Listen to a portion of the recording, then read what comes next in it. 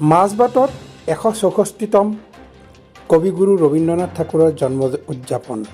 ওদালগুৰি জিলাৰ মাজবাট 164তম কবিগুৰু ৰবীন্দ্ৰনাথ ঠাকুৰৰ জন্মজয়ন্তী উদযাপন কৰা হয়।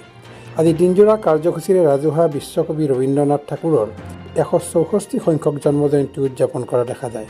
আজিৰ কাৰ্যসূচীৰ লগত সংগতি ৰাখি ৰাতিপুৱা 9 বজাত পতাকা উত্তোলন কৰে 164 সংখ্যক ৰবীন্দ্ৰ জয়ন্তী উদযাপন সমিতিৰ উপসভাপতি প্ৰদীপ দত্তই।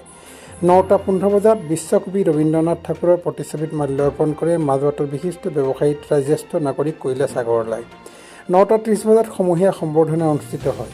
সমূহীয়া সম্বৰ্ধনা পৰিচালনা কৰে ৰবীন্দ্ৰ জয়ন্তী উদযাপন সমিতিৰ সম্পাদক অঞ্জন বৈদ্যই।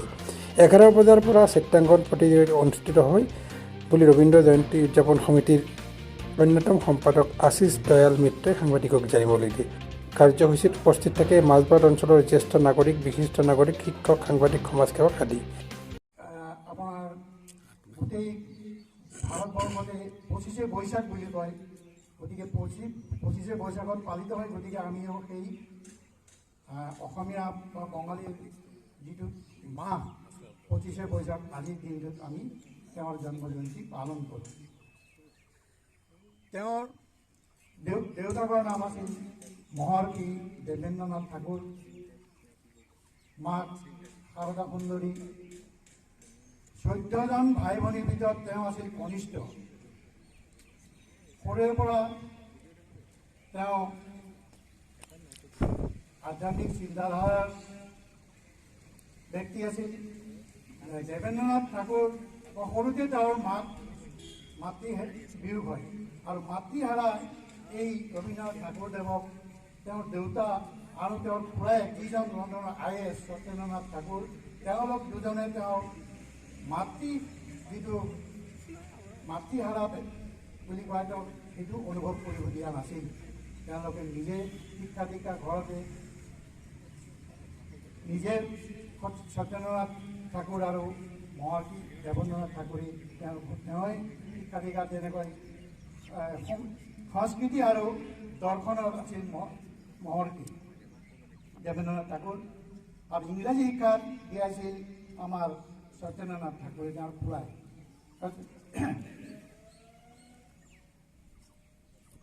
সৰুৰে পৰা প্ৰায় তেওঁ প্ৰথমে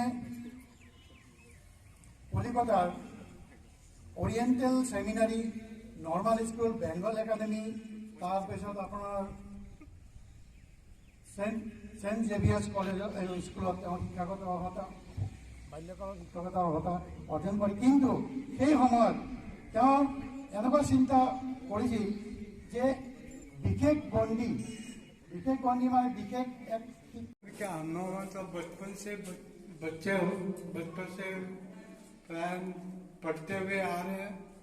1965 तक तो हमने इसकी स्टोरी पढ़ी, उसके बाद तो हमने इससे पढ़ाने लगे। हर साल जयंती में जरूर होते हैं इनकी आदर भाव सत्कार, हर समस्या सब जातियों में बहुत इनका नाम दिया जाता है और बहुत आदर सम्मान है। आज भी इनकी जय जयकार होती है, इनकी जयंती मनाते हैं।